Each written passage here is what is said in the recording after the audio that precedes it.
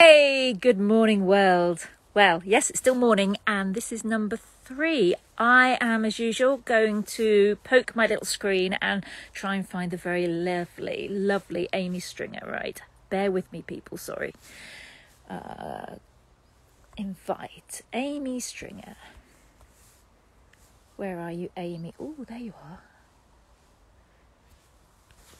Here we go. So very soon, Amy should be popping up in our screen. Thank you so much, everybody who's joined us for our third time. Amy! Hello! Hello! Are you Welcome! okay? Yeah, welcome to Precious.Collective Online Jewelry Week, sweetie. Thank you for having me. No, thank you so much. It's so nice to see you guys face to face. I've spent all the I know. reposting and yeah, It seeing makes a you. change, doesn't it? Oh, it's nice. Yeah.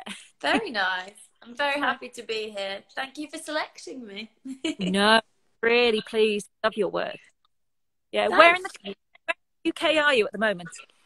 So I'm actually in Minehead at the minute in Somerset. Oh, Yeah, so just usually I'm in Leeds in Yorkshire all the time, but yeah, just visiting some family at the minute. So I'm actually way down south compared to where I normally am. oh, nice. Are you having a nice time? Yeah, lovely. We didn't get here until very late last night, so just enjoying. I can literally see the sea behind me, so it's very nice. Beautiful, lovely. Yeah. So, got some amazing work in our Precious category of our exhibition, which everybody can see on the website, PCOJW.org, or on our Instagram. Ooh! Are that things you're holding up to show us, Amy? So, Here they are. so tell us all about it for people who have and haven't seen your work. Tell us everything. Okay, cool. So these particular pieces are from my What is Precious collection, which is very fitting for the Precious Collective Jewelry Week.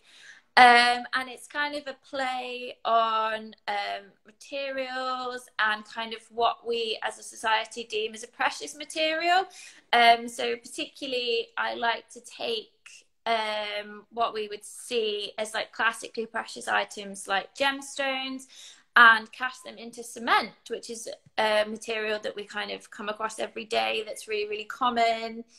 So that you can particularly see in this piece. I've got the 2 large gemstone casts, which is one of the pieces that you selected, and also in the brooch as well. This is kind of a play on sort of historical, sometimes kind of royal shapes that you would normally find like heavily jeweled gemstone pieces, but reimagined with cement, and you've got some moss inside there as well. So I kind of just like to sort of challenge what we think of jewelry really, and what we think of the materials that are around us, and the way that we interact with them.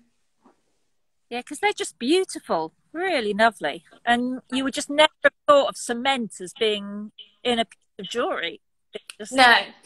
No, and it's becoming a lot more common now, cement jewelry, but I still am able to surprise people with mine. It's still not quite what they expect to see, and I get a lot of different comments about them, about like what people think they're made of, and they never get cement straight away. That's for sure. What a strange material, Amy, that you use, they say. I know, they're like, what is this? And people think that they're really heavy as well, because obviously our idea of cement is like massive buildings and architecture, but when you hold them, actually the only weight from these pieces is the metalwork, really. The cement doesn't really add to the weight at all. I'm really surprised. I'm going to ask you actually whether they're really, really heavy. Yeah, they're really not. Like, I can't even explain to you how light this ring is. It's the only weight on this is basically the silver framework on the back. It's Wow. incredibly light. Like, the gemstones alone are like holding, I don't know, a little spoonful of rice, probably. Wow. That's amazing. Yeah. Yeah. Beautiful. Have you all worked with cement? For a long time. I started using it when I was at uni, sort of developing my practice when I was in Sheffield, and yeah, just carried on. I just sort of found a niche and loved it. Because all of my work has always been really architecturally influenced, like the shapes and styles that I use. I've got a whole other body of work that I call the Brutalist collection. So it's always been my influence. So I owe credit to one of my tutors on my course. One day he was like, "Well, if you like architecture so much, why don't you use an architectural material?" And I never looked back. Wow. Yeah. So much. Yeah, it's brilliant. Yeah, I owe Jeff one for that. Oh, I'm sure he's very proud of you. He has said that. Oh, man. Yeah, no, it's so lovely to work with. Like, it's so easy to cast, and I make all my own molds. So I use silicone to make my own molds. Taking casts from actual gemstones, to then be able to cast the cement inside them. So yeah, it's all made by me. Oh, beautiful. Really nice. You look So like you're in a very sunny place. I sun is actually normal. So Oh, my studio's in a quarry. So oh wow. distance, but I'm really pleased because I have three really noisy dogs who just do not stop barking. So I was thinking, oh, I hope the sun is coming out on Wednesday so that I can avoid dogs and sit on a picnic bench and Go yeah, outside. Oh, that's lovely. See, yeah. not too far away from you, really. Then am I? I had no, we should have a cup of tea. Come over. Yeah. Especially compared to normal when I'm like 5 hours away. Oh. It's a long way to Leeds. Yeah.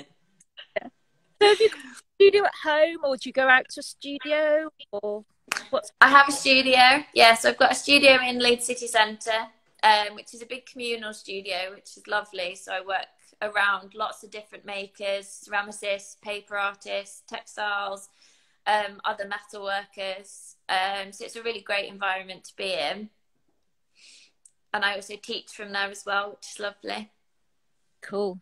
Yeah, because I'm sort of in my studio on my own, and it's until sort of that's one of the reasons for starting Precious. Really, we all have studios, lots of we don't have any contact with people, Yeah.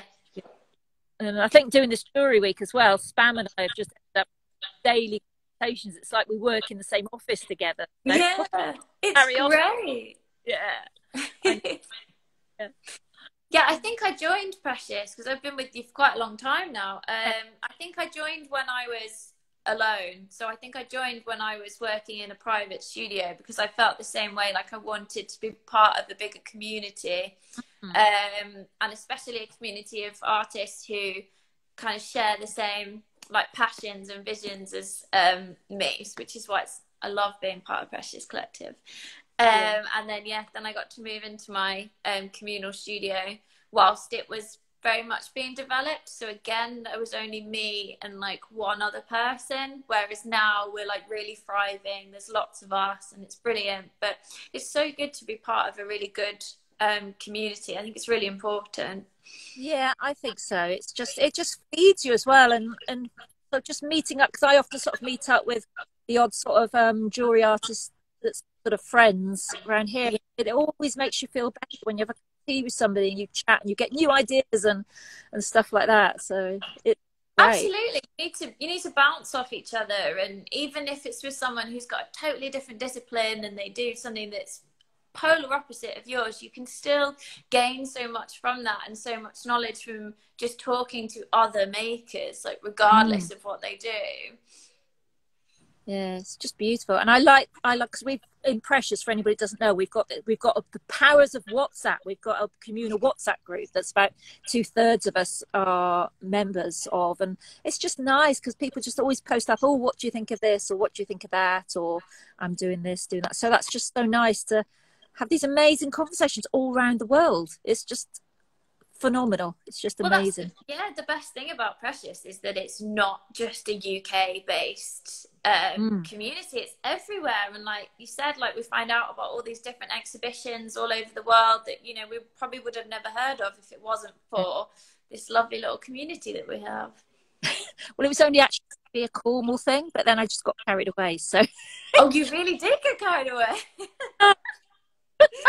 I can't believe it was originally meant to be a Cornwall thing. I was just going to have a little, I thought, oh, there's not really an art jewellery sort of scene in Cornwall. Start one up. We'll have a couple of members. Oh my God. Now you've like 4 years later, 260 people later, and we're still growing, I think. Yeah. Oh, it's brilliant though. It's absolutely brilliant. Fabulous. Yeah. So what's up with you for what are you up to for the next Christmas? What you've got planned? So at the minute I'm working towards a show. I'm doing Great Northern Contemporary Craft Fair in Manchester. Nice. So that should be really good. When dates for that one? That is the 8th to the 10th of October. Nice. Yeah, so soon. Yeah, 8th to 10th of October, people, go see it. Amy will be there. Yeah, do. And Rachel Butlin, she'll be there. She's another Precious member. And I'm sure Faye Hall will be wandering around. She normally is. Oh, hi, Faye. Yeah, so you might bump into a few... bump into a few Precious people if you come along. I'm so sorry I spoke over to you, but I was just going to say I got all excited because Faye's one of our curators, so she's doing mixed materials day. So yeah. So me and Faye go way back. So when I was in art college, Faye was doing her teacher training, and she was actually sort of teacher training with my group of people. So I was one of her students. So we go way back, me and Faye. Brilliant. Cool. Yeah, it's nice. It's good. It's nice to keep in touch with these kind of people. Definitely. Yeah. It's such a small world. It's just like, it's amazing who's up. And it's like Lucy Speake, that's one of our members, she did many years ago, she did the flowers for my wedding, and she's now one of my best friends. It's just funny. Wow. Yeah, that's amazing. I know. It's hilarious. Yeah, she did the flowers for my wedding. It was just like, and then several years later, we're both part of Precious. That is such a small world, and I've worked with Lucy through the gallery that I work for, so I've got her work on display at the minute in one of the in our Rambling exhibition. And it's her birthday today, Lucy Speake. Is it? Yeah. Happy birthday, Lucy. All about Lucy. Yeah. Hi, Lucy, watching. Yeah. Okay, so after the Northern Craft Fair, what are you doing then? Then just I'm sure I'll be focusing on commissions and sort of just working towards next year. So I took a bit of time off. Well, I say time off, but time off from selling to do my masters. So I finished my masters in July. So I'm kind of just getting back into it, just getting back into the shows, kind of just getting back to speaking to galleries about my work. I've got a collection that's just gone to the Yorkshire Sculpture Park, which is really cool. I've got one going down to Bayer Gallery near you in Cornwall. She's brilliant. Elaine's lovely. I've got one going to Unit 12 as well. They're doing a monochrome exhibition in January, so I need to put some pieces together for that. A couple of pieces going to Manchester Art Gallery. So it's really busy. What are you doing having a holiday, woman? I know. I'm so...